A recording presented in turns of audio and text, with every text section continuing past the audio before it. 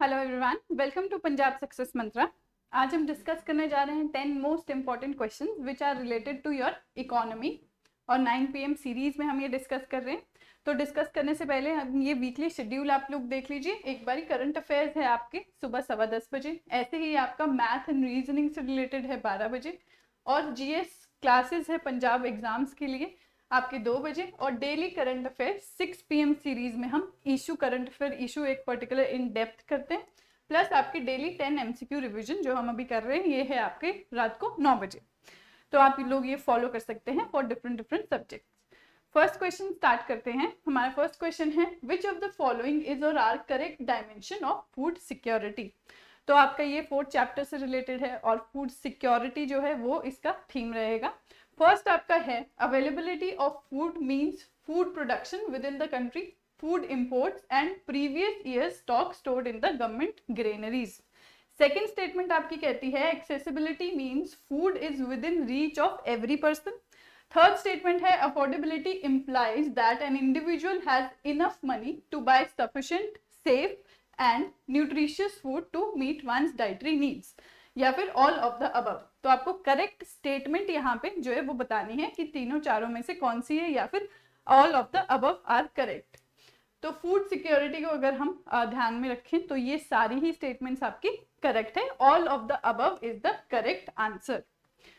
Second question हमारा है consider the following statements. तो यहाँ पे जो आपके राशन कार्ड्स हैं उनसे रिलेटेड ये स्टेटमेंट्स हैं। फर्स्ट आपकी है Antyodaya cards are for the poorest of the poor.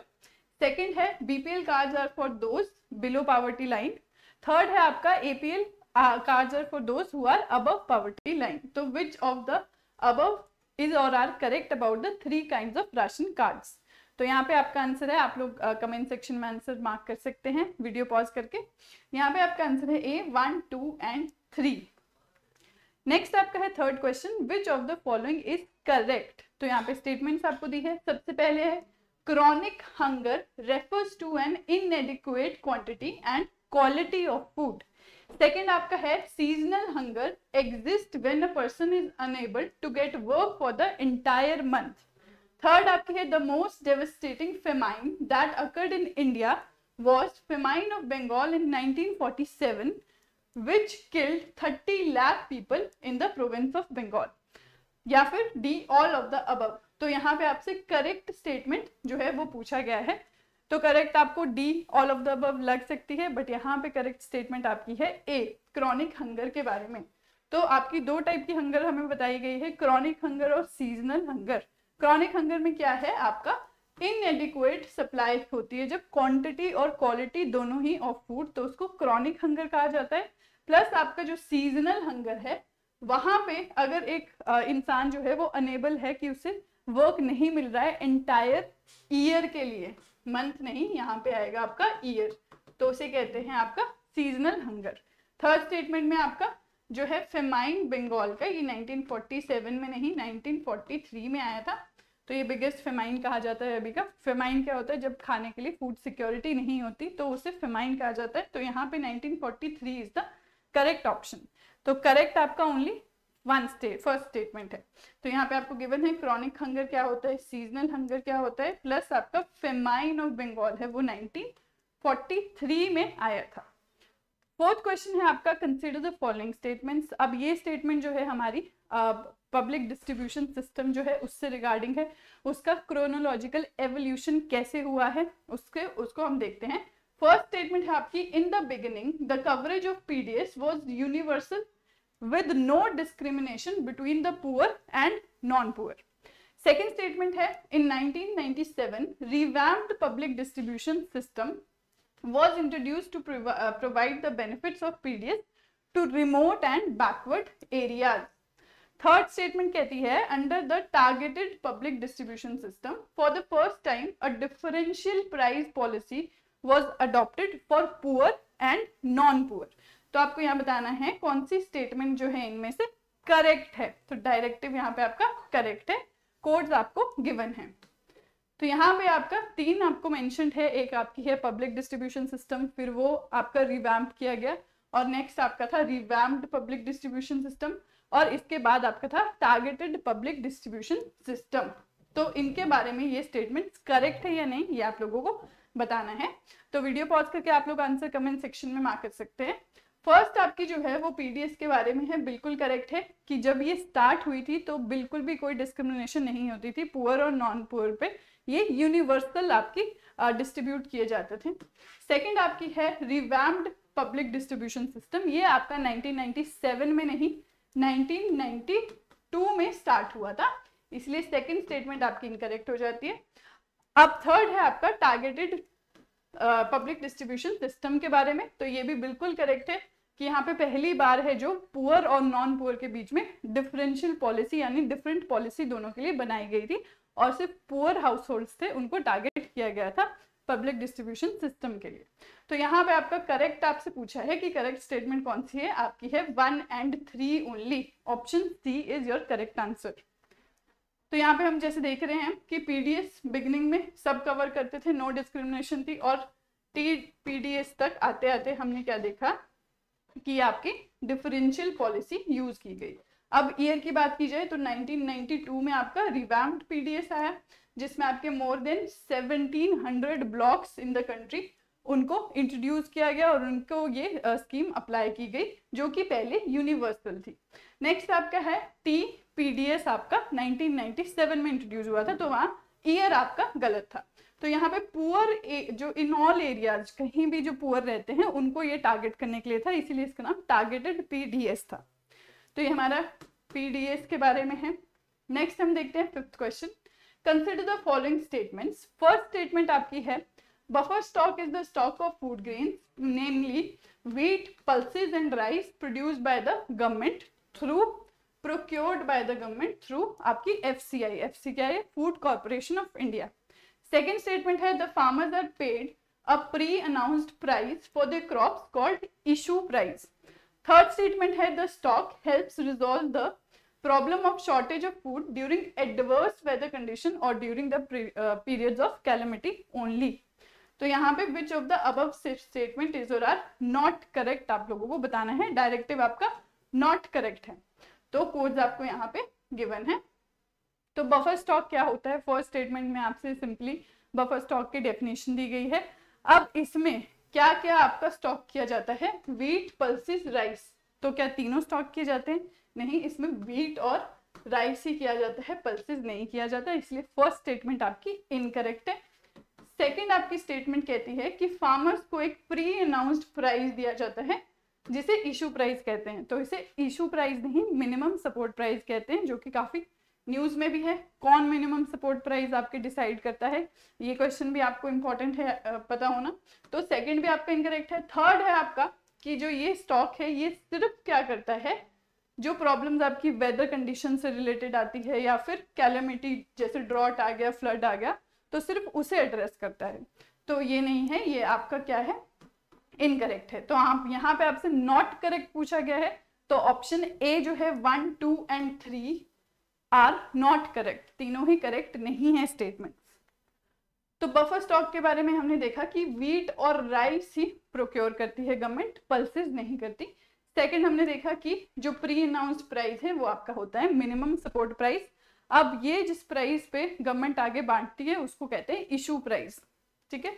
तो प्रोक्योर करने का एमएसपी है और इशू करने का इशू प्राइस है।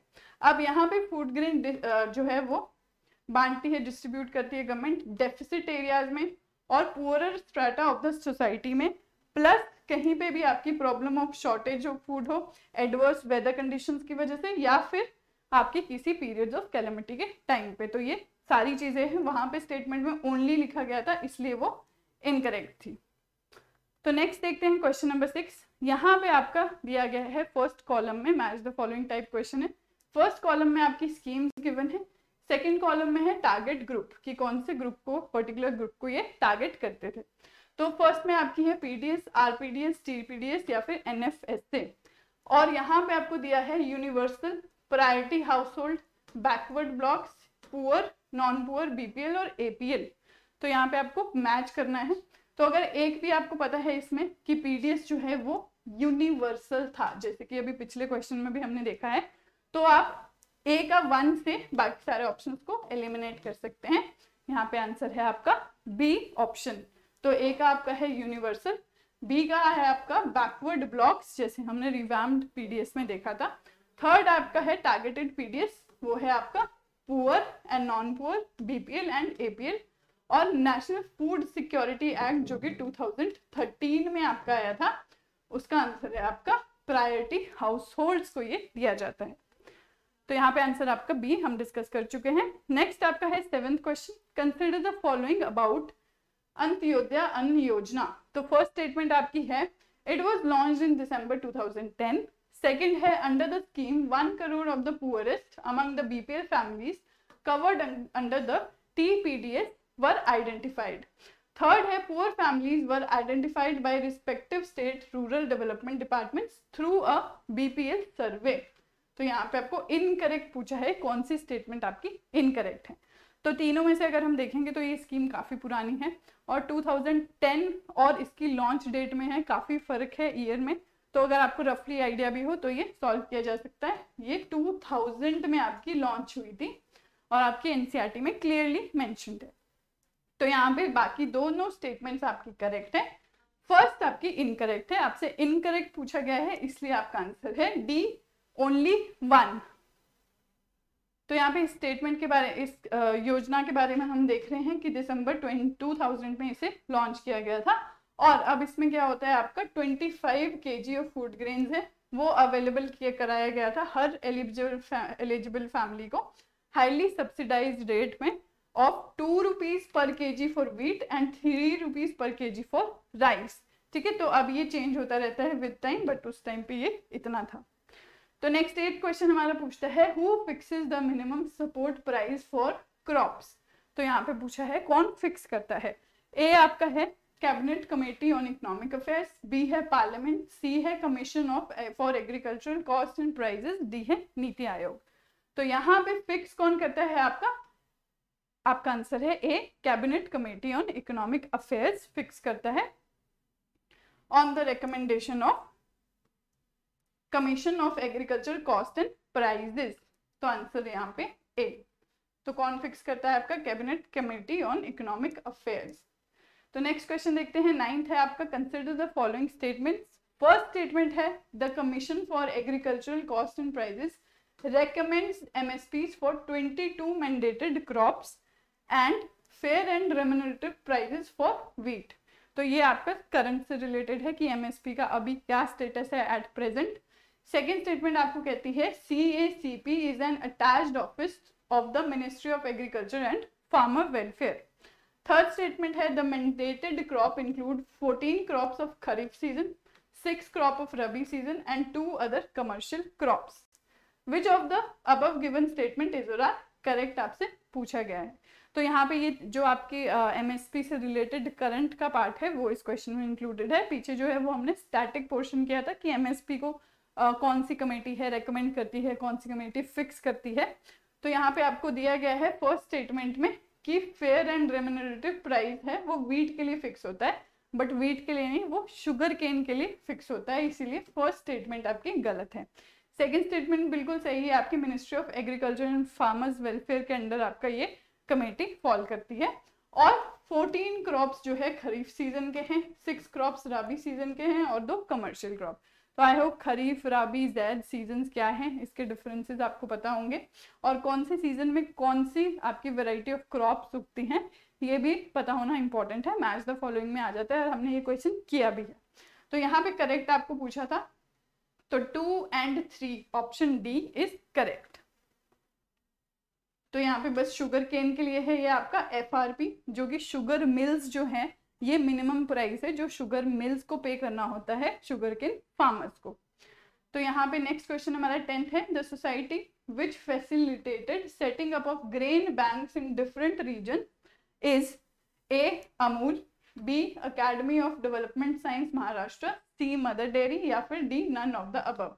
तो चैप्टर के एंड में आपको ये एक वो दिया है कि ग्रेन बैंक जो है वो डेवलप कर रहे हैं डिफरेंट रीजन में, तो कौन कर रहा है वो आपको इनमें से बताना है। आपका आंसर है B academy of development science Maharashtra, वो ये ग्रेन बैंक्स जो है वो डेवलप कर रहा है और काफ़ी जो है ये पॉपुलर भी हो रहे हैं और स्टेट्स भी इसको फॉलो कर रही है। तो ये हमारे 10 क्वेश्चन थे, आंसर आपका बी हो गया। इससे रिलेटेड हमारे इकोनॉमी के जो एनसीईआरटी हम स्टार्ट किए हमने 9th क्लास के 4th चैप्टर से रिलेटेड, जो आपका रिलेटेड था किससे, फूड सिक्योरिटी से। तो 9th क्लास की एनसीईआरटी अब कंप्लीट हो चुकी है। तो यहाँ पे जो स्कीम्स मेंशन थी वो बहुत पुरानी स्कीम्स थी सारी, बट वो स्कीम्स को कैसे आपको जो है कोई भी स्कीम को कैसे अप्रोच करना है, उसमें आपको क्या पता होना चाहिए, एम्स ऑब्जेक्टिव्स पता होने चाहिए, ईयर ऑफ लॉन्च पता होना चाहिए, प्लस आपका करंट में उसका अगर कुछ चल रहा है तो वो आपको पता होना चाहिए। तो यहाँ पे स्टैटिक और करंट को और एनसीईआरटी को कैसे अप्रोच करना है वो हमने देखा है। तो आज के लिए इतना ही। Thank you so much and have a nice day.